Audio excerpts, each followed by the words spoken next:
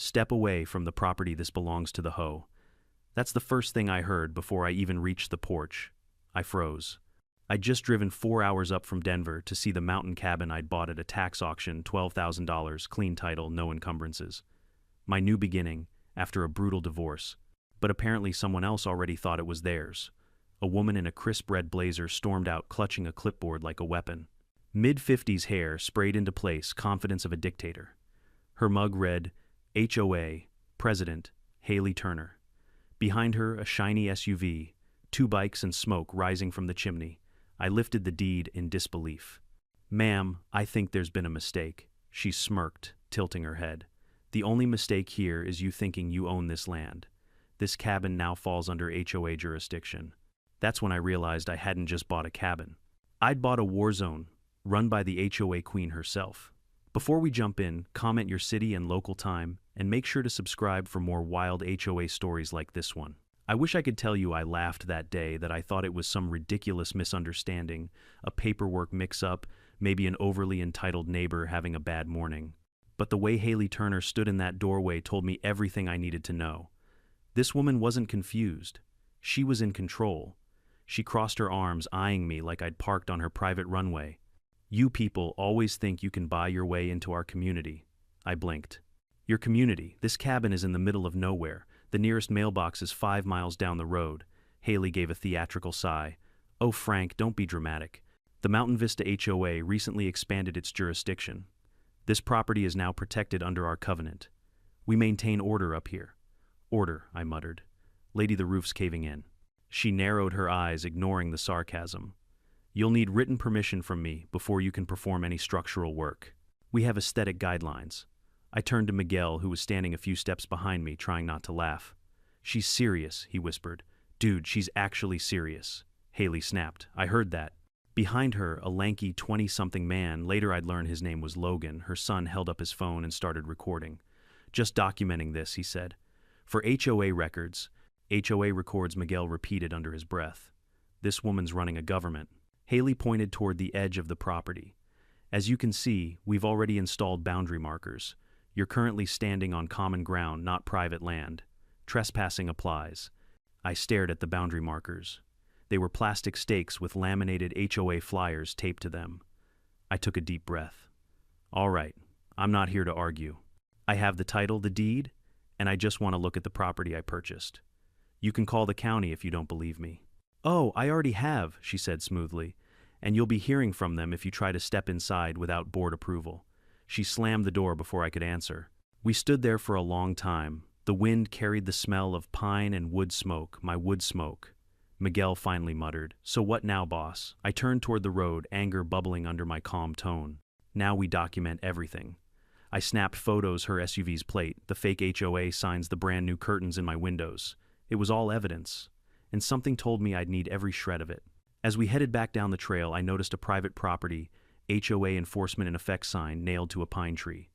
Below it in tiny print was Haley's signature. That was the moment it clicked. This wasn't confusion, this was occupation. That night I called the county recorder's office. A clerk named Denise picked up. "Hi, this is Frank Carter. I bought parcel number 07 to 142. "Oh yeah," she interrupted. "The woodland cabin, right, yes. I went up there today, and there's a family living inside." There was silence on the line, then a sigh. "Oh no. Please don't tell me it's the Turners again." "The Turners, yes, Haley Turner.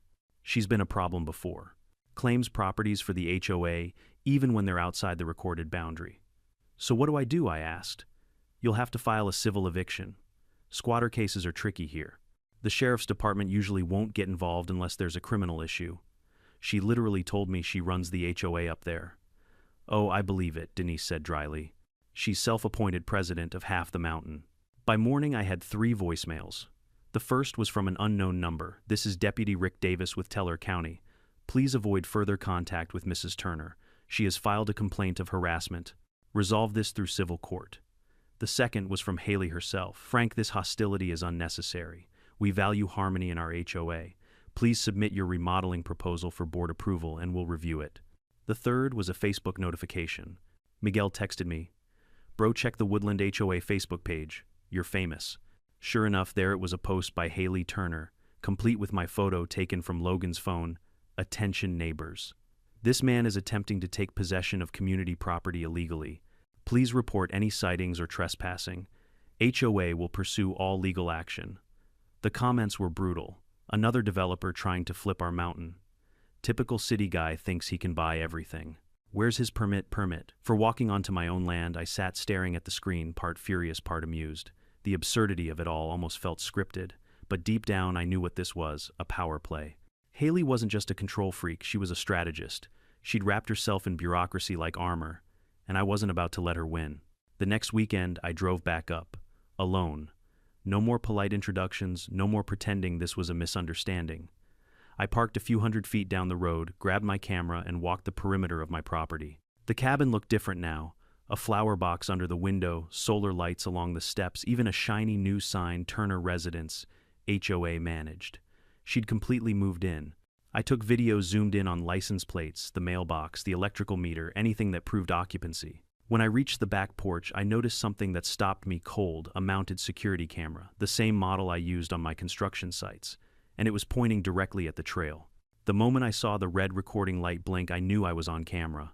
Then from inside the cabin came her voice, amplified, smug, echoing through an outdoor speaker. "Frank Carter, you are trespassing on HOA property. This footage will be submitted to our attorney." I couldn't help it. I laughed, loudly. "Submit it to the owner while you're at it." Her reply came instantly clipped and venomous. "We don't recognize your ownership." That's when it hit me. Haley Turner wasn't trying to scare me off. She was trying to rewrite reality.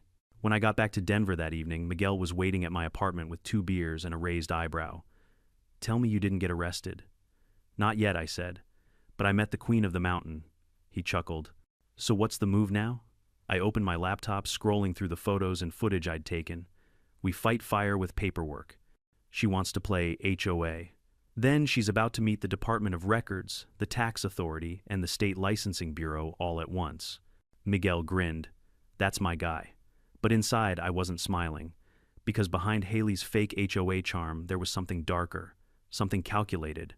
Her confidence wasn't random, it was practiced, like she'd done this before.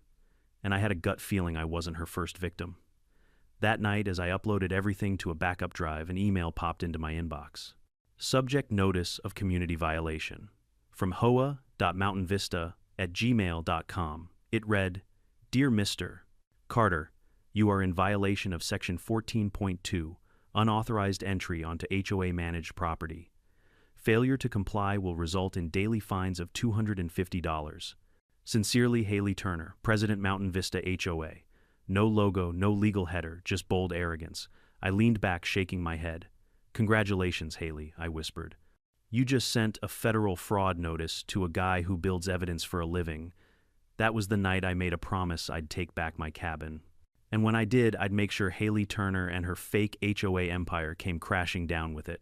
I spent the next few days doing what any rational person would do after being told their legally purchased property belonged to the HOA. I buried myself in paperwork. I read county codes, state housing laws, HOA, charters, everything. I even called a buddy of mine who used to work for the Colorado Real Estate Commission. He confirmed what I already suspected.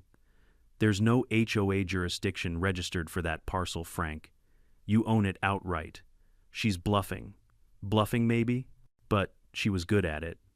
Because when I drove back up the mountain that weekend to take new photos, the place looked even more occupied. The Turner SUV was gone, replaced by a shiny rental truck with Haley's Mountain Maintenance written on the side in vinyl letters. There was a new mailbox, and a woman I didn't recognize was out front planting flowers. "Excuse me," I called, stepping out of my truck. "Do you live here?" She turned cheerful but cautious. "No, I'm just hired by the HOA to beautify community lots. You must be the contractor." "The contractor?" I blinked. "I'm the owner." Her smile froze and she slowly took off her gloves. "Oh, I was told the HOA took possession for unpaid assessments." "Assessments," I repeated, incredulous. "This cabin was abandoned for 6 years. Who exactly is collecting assessments, Mother Nature?" She mumbled something about not wanting trouble, packed up her tools, and left in a hurry. That's when I noticed something taped to the door. A bright yellow HOA violation notice printed on cheap paper. Notice of non-compliance, unauthorized structural work, and failure to pay community fees, $1,200. Signed, Haley Turner, HOA President. I ripped it off the door and stared at it. It even had a fake watermark, something she'd clearly printed on her home computer. Miguel pulled up behind me a few minutes later in his old Chevy.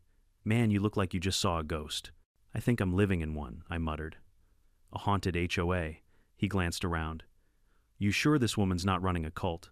"Feels like it," I said. "Except the sermon is property codes and fines." That night, back in Denver, I sat at my kitchen table surrounded by documents. The more I read, the more absurd it became. Colorado law states that adverse possession, the right to claim ownership after occupying a property, requires at least 18 years of continuous public and hostile possession. Haley had at most been there 6 months. I dug deeper. Property taxes still unpaid before I bought it. Utilities connected only recently under the name Haley M. Turner. And then came the discovery that turned irritation into fury. She had listed the cabin on Airbnb under the name Mountain Vista HOA Lodge. Description: beautiful HOA managed cabin with lake views, security patrol, and quiet neighborhood. Rate $195 a night. Host Haley T. Ho Queen. I scrolled through dozens of reviews. She was so helpful with check-in. Great location. The HOA keeps everything clean. President Haley even gave us local hiking passes. She'd been making thousands on my property. Miguel whistled when I showed him. "That's not squatting, bro. That's entrepreneurship." "Yeah," I said darkly, "until the IRS gets involved." The next morning I walked into the Teller County Clerk's office with a folder thick enough to choke a printer. The woman behind the counter looked up. "Morning. Can I help you?" "Yeah," I said. "I need to verify property boundaries and confirm there's no HOA overlay on parcel 07 to 142. She typed for a moment, then frowned. "We've had 3 calls about that parcel this week. One from a Haley Turner." "That's the one." She clicked through the files. "Mr. Carter, your property is fully independent. No HOA affiliation." But she hesitated. "Mrs. Turner filed a notice of intent to annex with our office." "Annex? You mean she's trying to expand the HOA's territory?" "Yes. It's not valid without approval, but she submitted it anyway. Wants your cabin recognized as Community Parcel B." I laughed out loud. "Community Parcel B. It's a cabin, not Disneyland." The clerk sighed. "She does this a lot. Usually the homeowners give up. She scares them with bylaws and fines until they walk away." Well, I said she picked the wrong guy to scare. By midweek, the situation had escalated. A letter arrived in the mail, registered and everything. Final warning continued. Trespassing and harassment of HOA members will result in legal action. Please remove your vehicle from community access roads immediately. Mountain Vista HOA, legal affairs, no address, no law firm header, just a fake seal of an eagle holding a gavel. Miguel couldn't stop laughing. "She's got her own stationery now. She's escalating," I said. "Which means she's afraid." But Haley wasn't done. Later that night, my phone pinged with an alert someone had mentioned my name on Facebook Marketplace. There it was again, my cabin, listed under the name Mountain Vista HOA Rentals, available for long-term lease. That's when I decided to fight back, not emotionally, not physically, but legally and publicly. I gathered every piece of proof I had: the Airbnb listings, screenshots of the fake violation notices, her annexation attempt, the letter from HOA Legal Affairs, photos of her family occupying my property. Then I called someone who specialized in people like Haley. Her name was Rebecca Moore, fraud attorney, mid-30s, sharp as glass, and twice as dangerous. She listened patiently as I explained the situation, occasionally tapping her pen. When I finished, she said, "Frank, what you're dealing with isn't just trespassing. This is organized fraud under the guise of HOA authority." "She's not even part of a real HOA," I said. "Exactly. She creates the illusion of one. Fake meetings, fake fees, fake bylaws, then either forces owners out or monetizes the property. It's a new flavor of scam." "So what do?" Rebecca smiled. "We let her dig her own hole. I'll contact the state tax board and the real estate division. Meanwhile, you keep recording everything. And Frank, yeah, don't lose your temper. Women like her want confrontation. It feeds their narrative." 2 days later, Haley tried to bait me again. When I returned to check the property line markers, I found her waiting perfectly staged, Logan filming from the porch like a director. "Mr. Carter," she called out, her voice syrupy but loud enough for the camera. "You've been warned multiple times. Why are you harassing HOA members again?" I kept my cool. "Just confirming my boundaries." Literally. She stepped closer, pretending to whisper, though she knew the microphone would pick it up. "You think the law is going to help you? The sheriff's on my board." I smiled thinly. "Then maybe I'll invite the IRS to your next meeting. That wiped the smirk off her face for about half a second. She recovered fast, barking at Logan, "Get that on record. He's threatening a federal agency." I turned and walked away, giving the camera a little wave. "Make sure you tag me this time," I called over my shoulder. "It'll save the reporters some research." When I got home that night, I poured a whiskey, sat at my desk, and watched every second of the footage. Haley's control wasn't just about property. It was psychological, the way she used authority titles and fear to bend people. She genuinely believed she was the law. And for years, she'd probably gotten away with it. But not this time. I uploaded all my documentation into a shared folder with Rebecca, labeled it Operation HOA Queen. Her reply came within minutes. "Perfect. I'm sending the IRS fraud liaison and the state's tax investigation team everything. Sit tight. This is going to get interesting." I leaned back, staring out the window. The night sky over Denver was clear, dotted with stars. Somewhere up that mountain, Haley Turner was probably planning her next move, sipping tea, telling her fake board how she'd outsmarted another city man. But she didn't know that every file, every photo, every recorded word was now in the hands of people far scarier than me. Because if there's one thing I've learned about HOA presidents like Haley, it's this. They love control, but the moment you show them they're not the authority, they break. And soon I was going to break her. If Haley Turner wanted a war built on paperwork and manipulation, she'd picked the wrong man to mess with. I wasn't a lawyer, but I'd spent 20 years managing construction, contracts, government bids, and federal compliance paperwork. Manipulating the system was her specialty, weaponizing it was mine. The morning after I sent everything to my attorney, Rebecca Moore, I woke up to a text from her. "Frank, meet me at the courthouse at 11. Bring your deed, tax receipts, and a sense of humor." That last part was important, because when you're up against a self-appointed HOA president with a God complex, you either laugh or you lose your mind. The Teller County Courthouse was a squat brick building that smelled like coffee and bureaucracy. Rebecca greeted me with a grin and a stack of folders. "Here's the fun part," she said, handing me one. "I've confirmed that Mrs. Turner's HOA isn't registered anywhere. It's literally just a Facebook group." "A Facebook group?" I asked. "You mean she's running her empire from social media?" "Yep," Rebecca said.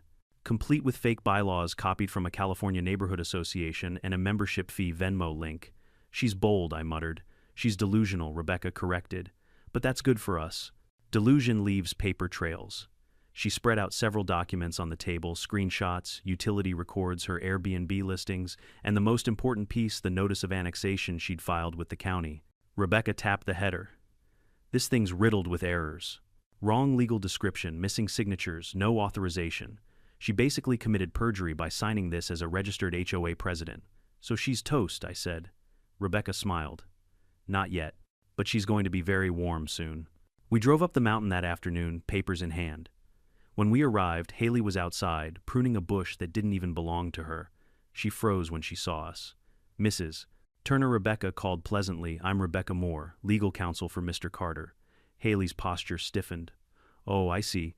You brought a lawyer. How charming. You're both trespassing on community grounds." Rebecca smiled the way only lawyers can, friendly enough to be polite, cold enough to draw blood. "Funny you should mention that.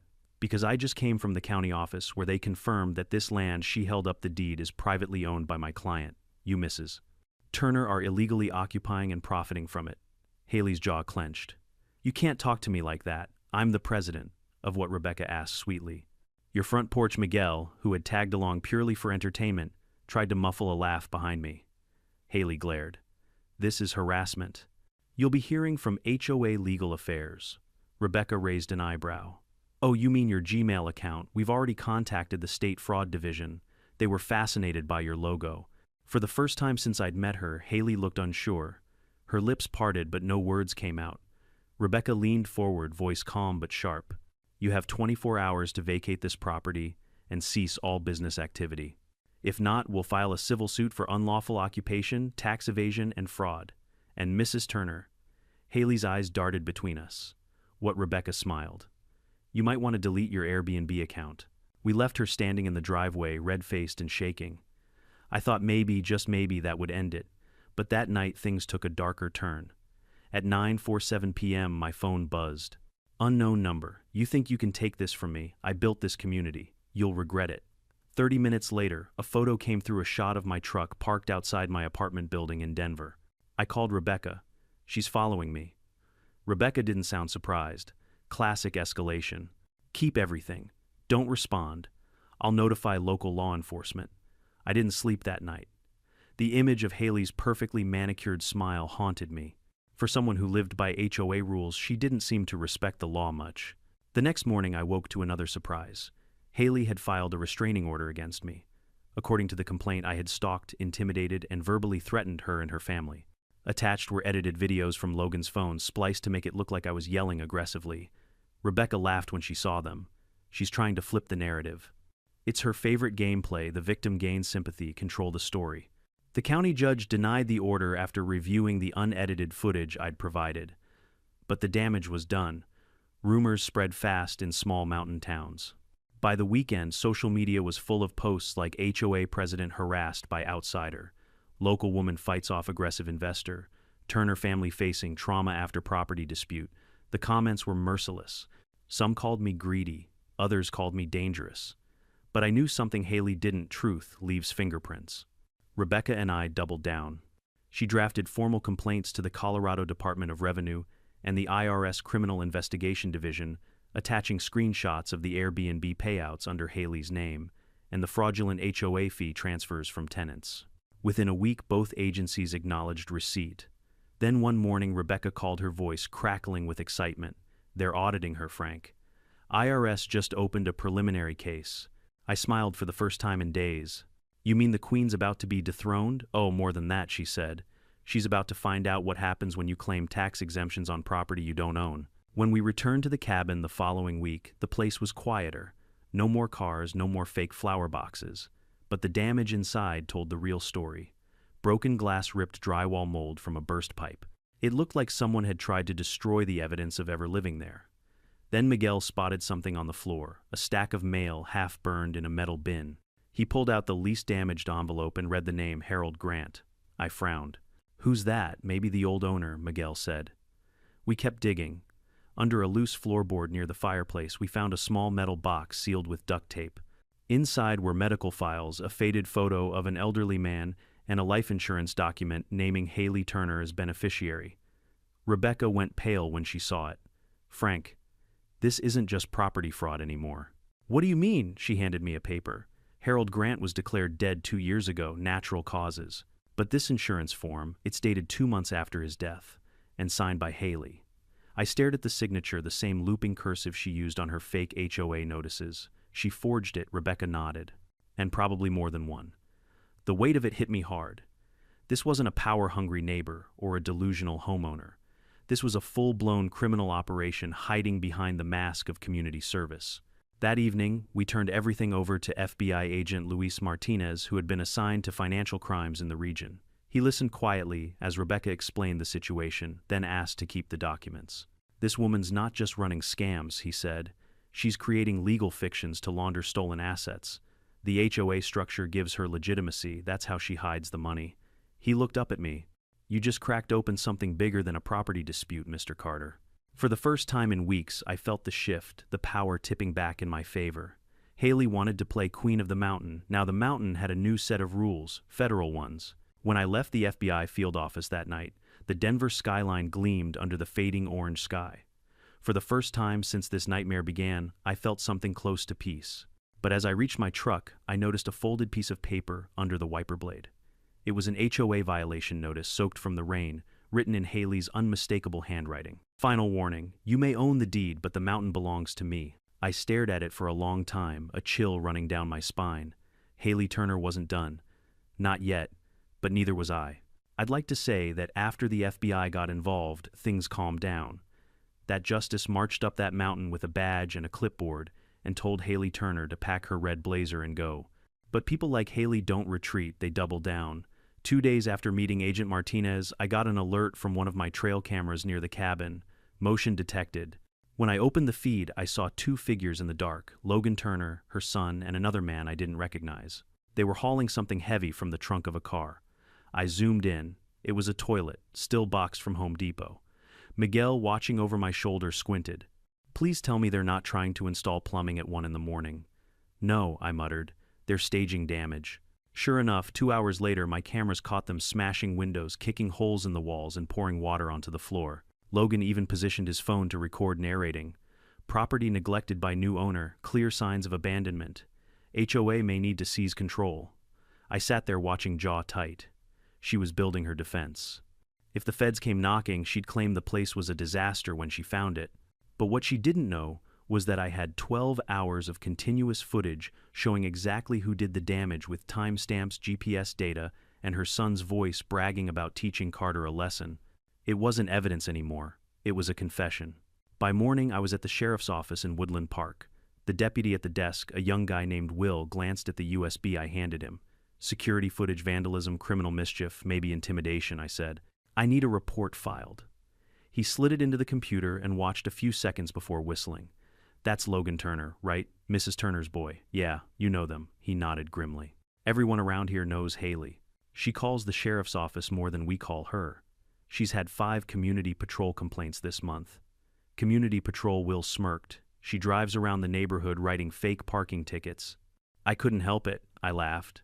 Unreal. He typed up the report. We'll forward this to the DA, but just so you know, the sheriff's still tight with Haley. You might want to make copies. Already, did I said, tapping my briefcase. 2 for the FBI, 1 for the IRS, and 1 for YouTube if this all goes south. Will chuckled. Smart man. By the time I got home, the situation had gone viral again. Haley had posted a tearful video titled "Local HOA President Harassed by Angry Investor." In the video, she sat on her porch wearing a neck brace, the cabin behind her looking like a war zone, which ironically she'd created. She dabbed her eyes dramatically. I just wanted to keep our community safe from greedy developers. Now my family's traumatized. My son's been threatened. Our property destroyed. The comment section was a sea of sympathy. Stay strong, Haley. Typical corporate man thinks money buys morals. HOA stands with you, Miguel texted me. She's playing the victim again. Classic Karen move. Rebecca called an hour later, sounding exhausted but amused. She's good, I'll give her that. She's got half the county crying for her and the other half ready to sue her. But don't worry, I've sent everything to the FBI's evidence division. Martinez said anything yet, I asked. He's reviewing the insurance documents. Apparently this isn't the first property she's pulled this on. There are at least 3 other cabins in her jurisdiction that mysteriously changed hands. Figures, I said. She doesn't run an HOA. She runs a real estate Ponzi scheme with a picket fence. That night I got another message, this one from an unfamiliar email. Subject line, "We can help each other." The sender was Logan Turner. He wrote, "Mr. Carter, my mom's going too far.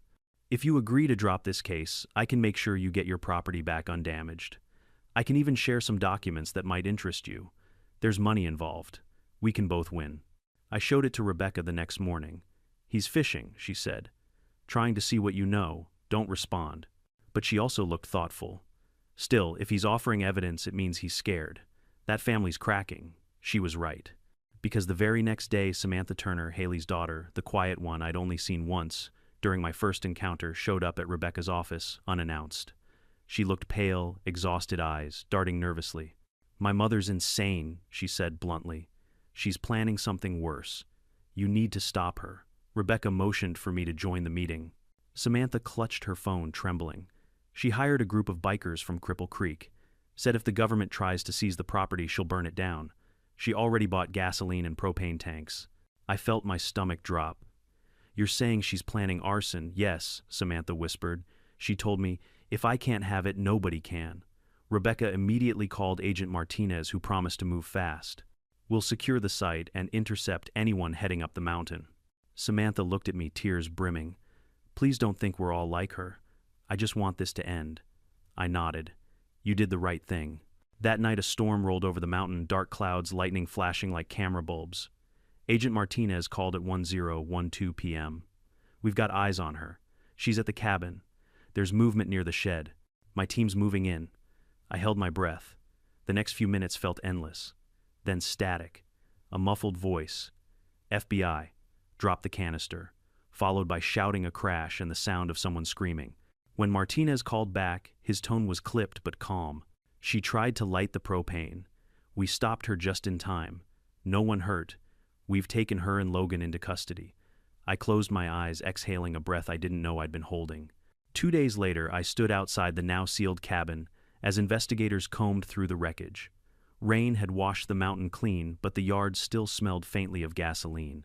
Martinez approached, holding a clear evidence bag.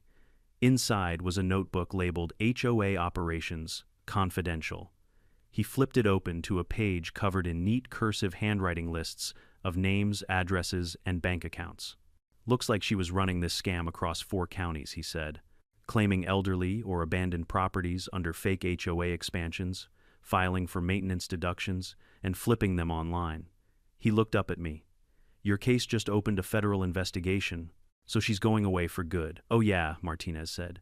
Between the fraud, the arson attempt, and the insurance scam we're uncovering, she's not seeing daylight again. Rebecca joined us a few minutes later, her boots splashing through the mud. FBI's taking full control, she said, smiling. You're officially cleared. Property reverts to you immediately. Miguel, who'd been silent the whole time, finally grinned.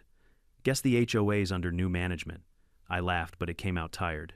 Yeah, President Carter first rule: no meetings, no fees, and no psychopaths. We packed up the last of the documents, locking the cabin behind us. As I turned the key, I caught a glimpse of something carved into the doorframe. A phrase scratched in with a knife. The mountain belongs to me. I traced the letters with my thumb, then shook my head. Not anymore. That night I got one final call from Martinez. We're expanding the case. Turns out your HOA queen's been busy. We've tied her to at least 4 suspicious deaths involving elderly homeowners, all with insurance policies naming her as beneficiary. My heart sank. You're saying she's killed people. It's looking that way. We'll know more soon. You did good, Frank. You didn't just save your property, you might have stopped a serial predator. I hung up and stared at the dark window, my reflection faint against the city lights. For weeks I'd been fighting for wood and nails, but now I realized it wasn't about property. It was about power, the kind that hides behind titles, smiles, and HOA rules. And for the first time since this all began, I slept without fear, because Haley Turner's reign was over. When the FBI sealed off the property, I thought the story was over. The HOA queen had been dethroned, her son arrested, and every local gossip page finally moved on to new drama. For the first time in months, my mountain felt quiet. But silence has a way of hiding unfinished business. 3 weeks later, I got a call from Agent Martinez. Frank, we're done with the forensic sweep. You're clear to start repairs. But, he hesitated. You might want to prepare yourself. We found some things. That's not the kind of sentence you ever want to hear about your own house. The next morning, I drove back up the winding road to Woodland Park. The air smelled of pine and rain, clean, peaceful, deceptive. The cabin stood there like a ghost of itself. Windows bordered the door, sealed with yellow tape that read, Federal Investigation. Miguel met me halfway up the trail, a thermos of coffee in one hand. You ready, boss? Not really, I said. But let's see what's left. We pried the tape loose and stepped inside. The smell hit me first, mildew-burnt wood and something metallic underneath. The living room was gutted insulation, torn-out drywall, smashed floorboards, warped from water damage. Miguel whistled. Man, she really tried to erase herself. We moved slowly from room to room, photographing every corner. Near the kitchen, I noticed a section of wall that looked wrong. The boards were newer, nailed unevenly, like someone had patched it in a hurry. Help me with this, I said. We grabbed crowbars and pulled off the boards. Behind them was a small crawl space, barely 2 feet deep.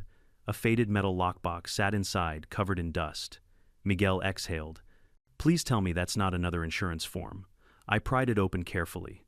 Inside were envelopes, dozens of them, each labeled in Haley's handwriting: Grant Harold Simmons L. Evans, M. Turner HOA, confidential receipts. Beneath the folders was something even stranger, a leather-bound journal with HT, embossed on the cover. I opened it. The first page read in Haley's elegant cursive: Community is about control. Without order, people destroy beauty. I bring order. I take what others waste. Miguel frowned. That's not a journal. That's a manifesto. The next few hours were a blur. We boxed up everything and drove straight to the FBI field office in Colorado Springs. Agent Martinez met us in the lobby, eyebrows rising when he saw the stack. Good Lord, he muttered. You weren't kidding. He flipped through the envelopes, whistling low when he saw the names. These are all verified victims. Some deceased, some missing. Missing, I repeated. Yeah. Seniors who supposedly moved out of state, sold their homes, left no forwarding address.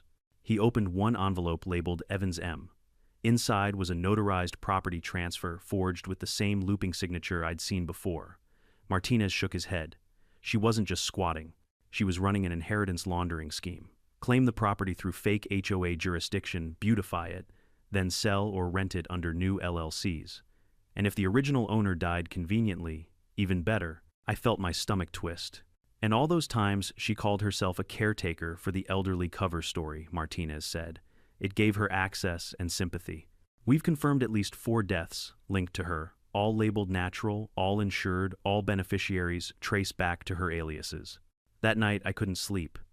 The mountain wind howled outside my apartment window like a voice that wouldn't shut up. I kept thinking about Harold Grant, the name on that first folder. Haley had called him a lonely old man who needed help. But now, looking back, maybe she was the one who needed him as her next target. At 2 a.m., I found myself driving back to the cabin again. The stars were blinding, the road empty. When I parked, the night was so quiet it felt staged. I walked to the back porch and sat on the steps, staring at the dark tree line. For the first time, I didn't feel anger, just a deep, cold sadness. Haley's voice echoed in my head, "I bring order." People like her never think they're villains. They think they're cleaning up the mess. The next morning, I met Rebecca at her office. She looked exhausted but triumphant. FBI's building a federal case: mail fraud, insurance fraud, tax evasion, identity theft, elder abuse. They'll be charging her with all of it. She'll never get out right, Rebecca nodded. Life without parole, most likely. And the state's opening a victim compensation fund using the seized assets from her fake HOA bank accounts. You'll get reimbursed for all damages. Miguel grinned. Does that mean we can finally rebuild? Rebecca smiled. Legally, yes. Morally, you might want a priest to bless the place first. We started repairs 2 weeks later. New beams, new roof, fresh wiring, the cabin began to feel alive again. But one afternoon, while replacing the baseboards, Miguel found another surprise. Hey Frank, he called from the bedroom. You're going to want to see this. Under the floor, wedged between insulation and plywood, was a USB drive sealed in plastic. I plugged it into my laptop carefully. Dozens of folders appeared, each labeled with dates, video clips, and financial spreadsheets. The videos were surveillance recordings, Haley's own security footage. She'd been filming every visitor, every tenant, every board meeting. Most of it was mundane, her lecturing, Logan cleaning, writing notes. But one clip dated the year before Harold Grant's death stopped me cold. Haley sat across from an older man, Harold himself frail, sitting in a recliner. She smiled sweetly. Sign this, Harold. It just lets the HOA cover your maintenance fees. He hesitated. But I thought I owned this cabin outright. She leaned forward, voice honeyed. Of course you do, sweetheart. This just keeps it safe if anything happens to you. He signed. Then she looked directly at the camera and whispered, That's number 3. Miguel swore under his breath. That's murder on tape. I sent the file to Martinez immediately. His reply came an hour later. You just gave us the nail in her coffin. A few days later, the story hit national news. Self-proclaimed HOA president accused of multi-state fraud and murder scheme. Haley's mugshot was everywhere, the same smug smile, the same red blazer. Reporters swarmed the area for weeks. The HOA killer headline trended for days, and my cabin became an unwanted landmark. Rebecca called it poetic justice. She built her empire on fake HOA rules, and now the real law owns her. Still, I couldn't help but feel hollow. I'd won, sure. But winning against someone like Haley Turner felt less like victory and more like surviving a storm. When the legal dust settled, the FBI returned the recovered funds to victims' families. One afternoon, Martinez called. We've traced a small trust she set up under the name Community Restoration Fund. It's technically yours now. You can do whatever you want with it. I thought about that for a long time. That weekend, Miguel and I drove up to the rebuilt cabin. The sun dipped low, painting the sky orange and pink. I looked at the porch now fixed and shining and said quietly, let's make it what it was supposed to be, a refuge, not a crime scene. We decided to turn the cabin into a community retreat for families who'd lost property to fraud or disasters. Rebecca helped with the paperwork. Martinez even showed up at the ribbon-cutting ceremony, smiling in his crisp gray suit. He raised a glass of cider. To Frank Carter, the only man to bring down an HOA without ever attending a meeting. Everyone laughed, but I just smiled quietly. Because deep down I knew the truth. This wasn't about a house. It was about reclaiming something Haley tried to take, not just property, but peace. And as the wind moved through the pines that evening, it didn't sound like ghosts anymore. It sounded like closure. If you've never been in a federal courtroom, let me tell you, it doesn't feel like justice. It feels like waiting. Endless hours of people in suits whispering over paperwork that could change your life. But that day in Denver federal court, when they brought Haley Turner in for arraignment, even the silence had weight. She entered like she was still running a meeting. Same red blazer, same pearl necklace, hair perfectly curled. You'd think she was there to approve landscaping budgets, not face 4 counts of fraud, forgery, tax evasion, arson, and second-degree murder. The courtroom filled with whispers as she sat down, chin-high eyes darting around the room until they found me. Her smile widened, slow, deliberate, poisonous. "Mr. Carter," she said, softly loud enough for the microphones. "Still trespassing where you don't belong, I see." I didn't respond. But inside I felt something I hadn't felt since the day this started control. The prosecution laid out the evidence like a demolition crew. Emails, fake HOA documents, financial ledgers, insurance forms, witness statements, and then the pièce de résistance, the USB drive I'd found hidden under the floorboards. Special Agent Luis Martinez took the stand. He was calm, professional, and lethal with details.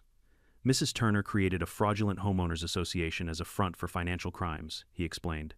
"She used false annexation documents to claim properties, filed fake tax exemptions, and collected unreported income through short-term rentals. The defense tried to interrupt some nonsense about voluntary community oversight, but Martinez didn't even blink. Then the courtroom lights dimmed and the clerk played the video. Haley leaning over elderly Harold Grant, persuading him to sign a maintenance agreement. Her voice dripped with charm.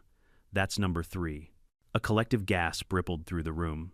Haley's face twitched for the first time, just for a second, then she straightened, eyes hard as glass. The prosecutor paused the clip. "Mrs. Turner, would you like to explain what you meant by number 3? Haley smiled faintly. "It was a bookkeeping note, 3rd maintenance file that week." The prosecutor raised an eyebrow. "Funny, because Mr. Grant died 2 days later, and you filed a life insurance claim in your own name." Haley's lips pressed together. No response. I was called to testify next. Sitting in that witness chair, I thought I'd be nervous. Instead, I felt calm, maybe because I'd already lived through the worst parts of her story. The prosecutor asked me to describe our first encounter. I told the jury about the SUV, the fake signs, the arrogance, the way she'd declared, "This property belongs to the HOA." A few jurors laughed quietly. The judge didn't stop them. Then came the photos, her Airbnb listings, the forged annexation, the fake HOA letterhead.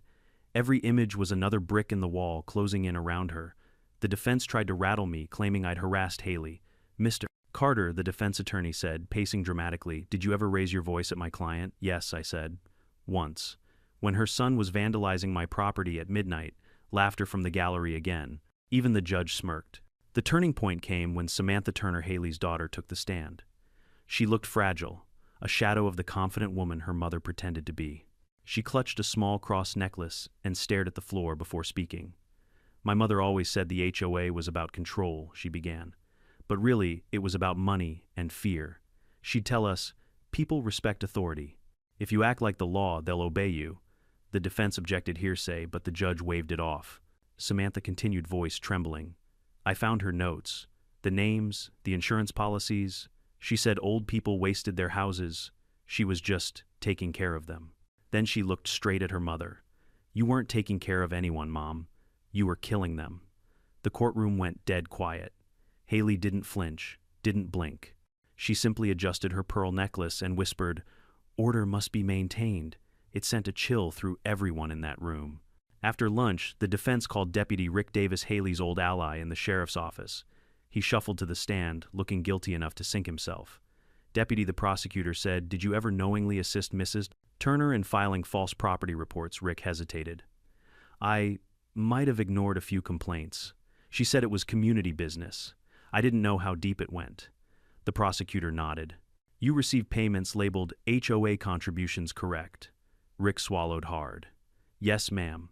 Haley glared at him like he'd just betrayed a sacred oath. By the time he stepped down, the jury's faces told me everything. The Queen's castle was crumbling, and even her guards were abandoning her. The closing arguments were brutal. The prosecutor described Haley's world as a kingdom of lies built on fake bylaws and real blood. The defense tried one last desperate angle, claiming Haley suffered from delusional disorder associated with authority fixation. The judge wasn't buying it. When it was Haley's turn to speak, she stood still, proud, still poised, and delivered a speech that might have won an Oscar if it weren't dripping with narcissism. "You all think I'm a criminal," she began, "but I built something pure. Order, respect, structure. Without me, people like him," she pointed at me, "ruined communities. I kept things beautiful." She spread her hands dramatically. "I'm not guilty of greed. I'm guilty of trying to make people better." A juror audibly scoffed. The judge leaned forward. "Mrs. Turner, are you saying you improved this community by defrauding and murdering its residents? Haley smiled thinly. They were ungrateful and unfit to manage what they had. The deliberation took less than an hour. When the jury returned, no one needed to speak. The look on their faces said it all. The foreman stood. We find the defendant guilty on all counts. The judge nodded slowly.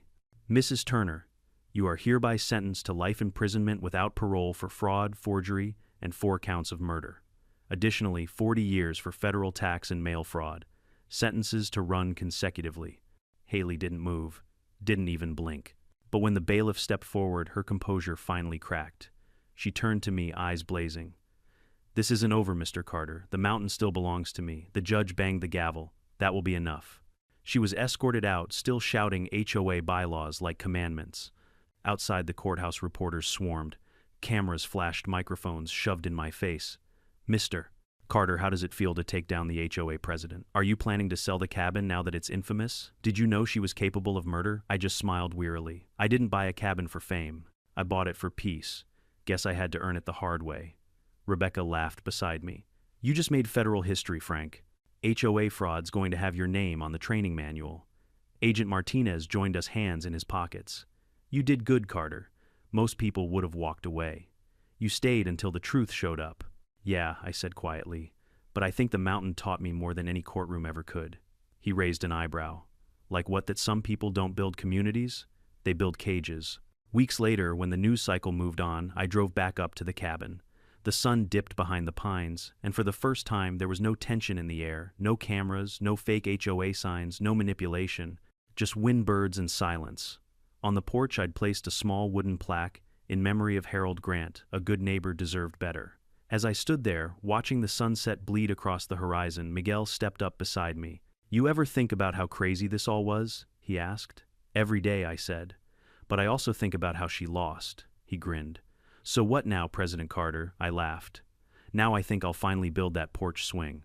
And as I sat there listening to the creak of wood beneath me, I realized something simple and profound. You can rebuild walls, repaint houses, and replant gardens. But peace, real peace, only grows when you take back what fear tried to steal. And that mountain finally belonged to me again. When the trial ended, reporters eventually stopped calling. The FBI packed up their files, and the world moved on to its next outrage. But I didn't. Because when you've had your peace stolen, you can't just buy it back, you have to rebuild it from the foundation up. For the first time in months, I drove to the mountain without dread in my chest. The snow was melting off the peaks, birds were returning, and the air smelled like pine instead of gasoline. The cabin stood at the top of the trail, scarred, but still standing like an old soldier who'd survived too many battles. Miguel met me there with his truck loaded with lumber and tools. He handed me a hammer with a grin. You ready to make this place yours again, boss? More than ever, I said. We started early, stripping out the charred wood, replacing window frames, patching the roof. It was exhausting, filthy work, but every nail I drove felt like reclaiming something. Every plank laid down was a little victory over the ghost of Haley Turner. By mid-afternoon, Rebecca arrived with coffee and a stack of papers. Officially filed, she said, handing me a folder. The deed's clean, no liens, no HOA, anything. You're the only name on it now, I laughed. Finally. After all that, I'm just a homeowner again. She smiled. A homeowner with an FBI case named after him. That's a first, Miguel chimed in. We should get you a plaque, the man who beat the HOA. Rebecca grinned. Or better, HOA, humbled on arrival. We laughed until the wind swallowed the sound, the kind of laugh you only have when something dark has finally ended. Over the next few weeks, word spread through the town that the cabin was being restored. People who once avoided me, the same folks who'd believed Haley's sob stories online, started showing up. Some brought sandwiches, others offered paint, a few even apologized. One older man, Mr. Lawson, told me he'd lost his brother's home to Haley's fake HOA transfer. She had everyone fooled, he said. You're the first who didn't back down. That stuck with me. Because that was what Haley counted on: fear, compliance, silence. She didn't need a gun or a knife, just a clipboard, a smile, and a title. And for years it worked. One afternoon, while cleaning out the storage shed, Miguel found an old water-damaged wooden sign buried under debris. He wiped the dirt off, revealing carved letters: Harold Grant, 1978. We stood there in silence. That was the man whose life Haley had stolen, whose cabin she'd claimed as her community project. Let's fix this up, Miguel said softly. We sanded and sealed it, then mounted it on the porch beside the new door. Underneath, I added a brass plate for those who lost their homes to lies. May they find peace again. That evening, the sunset hit the brass just right, and it glowed like gold. A few days later, I got an unexpected visitor. A small car pulled up the gravel path, and a young woman stepped out. It was Samantha Turner, Haley's daughter. She looked healthier than I remembered, her hair tied back, a soft steadiness in her eyes. "I heard you rebuilt it," she said quietly. I nodded. "You helped make that possible. Without your testimony, she'd still be pretending to run the mountain." Samantha smiled sadly. "I've started therapy. The FBI helped me relocate to Texas. They said I should come see it one last time for closure." We walked around the cabin in silence for a while. Then she stopped in front of the porch sign and whispered, "She used to say, control was love, but it wasn't. It was just fear wearing nice clothes." I looked at her, surprised by her calm. "You did the right thing, Samantha."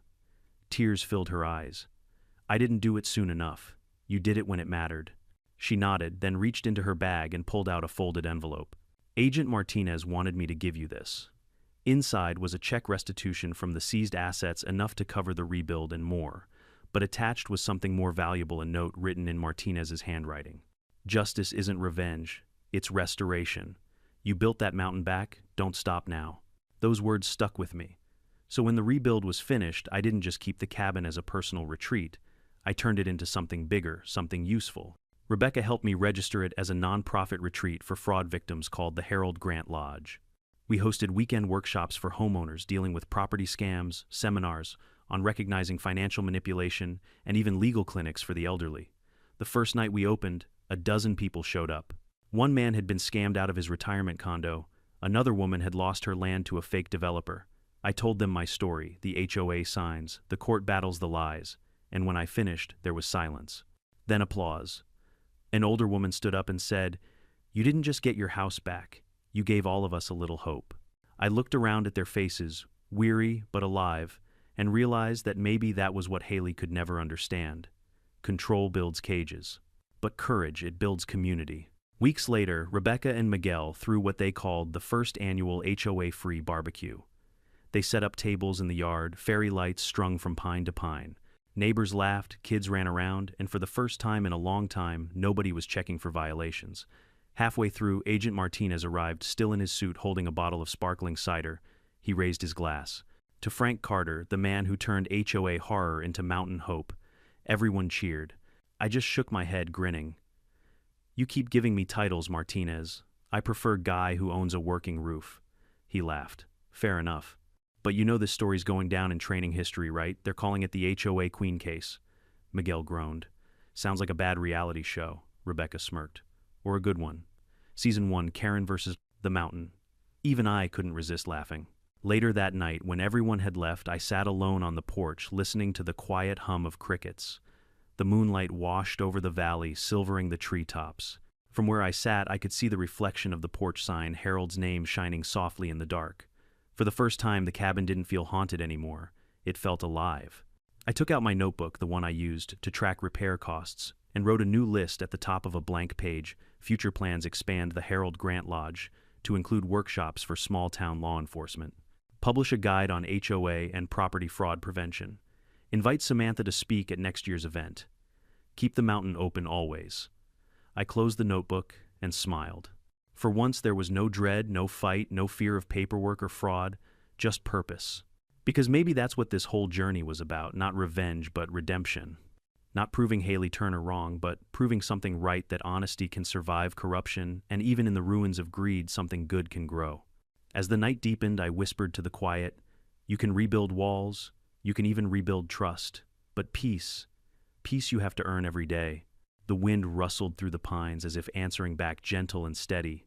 And in that moment, I realized this wasn't the end of a story.